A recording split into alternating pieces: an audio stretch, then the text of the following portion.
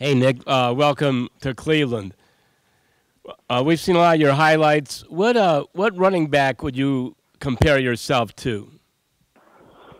Uh, no, that's a tough question. I'm definitely a bigger back, definitely more powerful. So if I had to choose, maybe like a Frank Gore, somebody in that area. Hey Nick, obviously you've been through a lot. Could you just kind of go through? I think it was 2015. You had that knee injury, and the way you were able to bounce back and be the prolific runner that you've been. Yeah, I've definitely been through a lot of adversity. What they call it, and that's probably the biggest thing I've had to go through my entire life. Kind of tear everything in my knee and having to just fight back and push myself to get back to where I was at. Without my family, friends, and all the close support I've had, it would have been tough getting back. But thankfully, everything worked out for me. Hey, Nick, can you talk about exactly how that injury happened and what went wrong inside the knee and how long the rehab was? Yeah, so I just ended up tearing everything in my left knee besides my ACL. So definitely a lot went into it.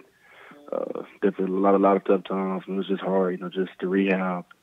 Definitely the hardest thing I ever been through from a physical standpoint of just trying to get my knee back to where it was at, trying to bend it, trying to walk again, and having to actually run and cut on it again.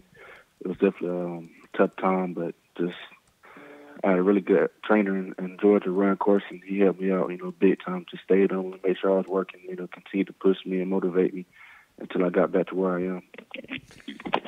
Nick, you ended up having a 1,000-yard season once you got back on your feet, but was it just last year where you kind of felt like your old self again?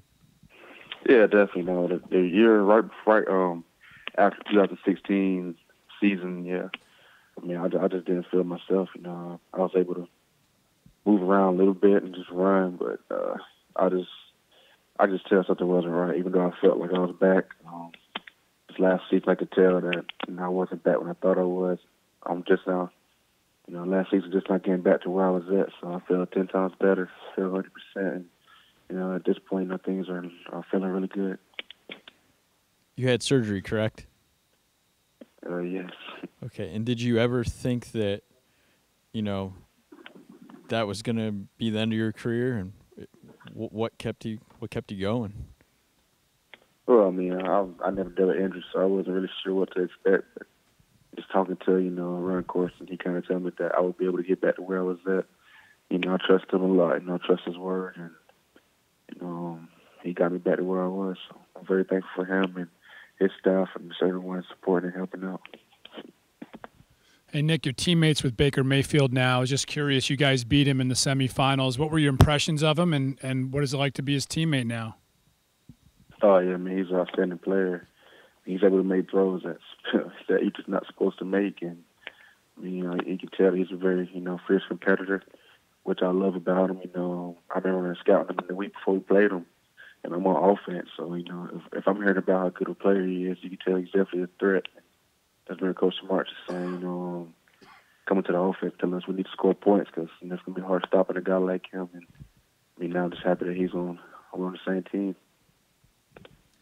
I was just wondering, as playing against him, the sideline. I remember him running along the sideline, just exciting his own teammates, and he's very demonstrative. And is he? I mean, can you like a guy if he's on the other team like that, or what were your feelings? Did he go overboard at all? No, I mean he's doing. His fans love that. He's definitely the face of that team. So I mean, when he does that, they get all the momentum, and the fans get involved. It just helps the team out. He just kind of keeps the spirit up. So I mean, I love that about him. That he brings that with him, all the energy and the intensity. So if he does the same thing for the team we're on, we'll be in good shape and definitely be a good look for everybody.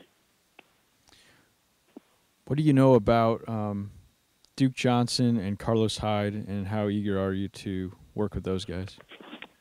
Yeah, I'm very eager, just kind of going there. Those guys have been in the league for some years, so going there and just learn from them.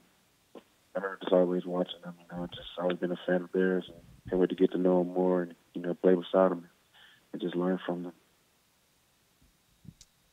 Browns offensive coordinator Todd Haley worked in Pittsburgh with Le'Veon Bell. How excited are you to play in Haley's system here? Yeah, I'm very excited. Obviously, you can tell he loves to run the ball, and that's what I think I do best, run the football. So I can't wait to get in the system and get comfortable and learn everything and get to playing some ball under him.